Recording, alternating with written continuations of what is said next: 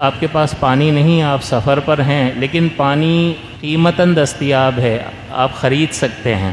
مفت میں نہیں مل رہا لیکن پیسوں سے پانی آپ خرید سکتے ہیں، تو سب سے پہلے شریعت یہ کہے گی کہ بھئی دیکھو تمہارے سفر کی ضرورت سے زائد تمہارے پاس کچھ رقم ہے،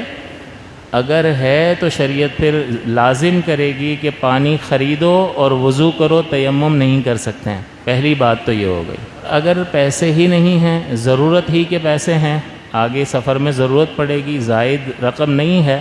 تو پھر ایسی صورت میں شریعت لازم نہیں کرے گی کہ پانی آپ خریدو، کیونکہ آگے مشقت میں مبتلا ہو جائے گا، لہٰذا شریعت اس کو پانی خریدنے کا حکم نہیں دے گی بلکہ اسے اجازت دے گی کہ وہ تیمم کر لے۔ لیکن اگر اس کے پاس اضافی پیسے ہیں،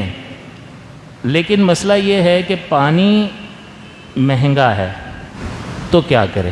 تو اب یہ دیکھا جائے گا کہ پانی جو ہے اس مقام کی جو اصل قیمت اتنے پانی کی ہونی چاہیے، اس سے ڈبل دام وہ وصول کر رہا ہے۔ علاقے میں جو دام ہے مثال کے طور پہ 100 روپے کا ملتا ہے لیکن وہ 200 روپے کا دے رہا ہے، 200 کا ملتا ہے لیکن وہ 400 روپے کا دے رہا ہے، تو اس کو کہیں گے مہنگا۔ تھوڑا بہت اگر زیادہ لے رہا ہے تو اس کو مہنگا نہیں کہا جائے گا، تو اس علاقے کا جو ریٹ ہے اس کے اگر ڈبل وہ دام لے رہا ہے تو اس کو کہا جائے گا یہ پانی مہنگا ہے۔ تو اب اگر اس شخص کے پاس اضافی پیسے بھی ہوں لیکن پانی دگنے دام پر مل رہا ہو تو پھر یہ پانی خریدنے کا پابند نہیں ہے،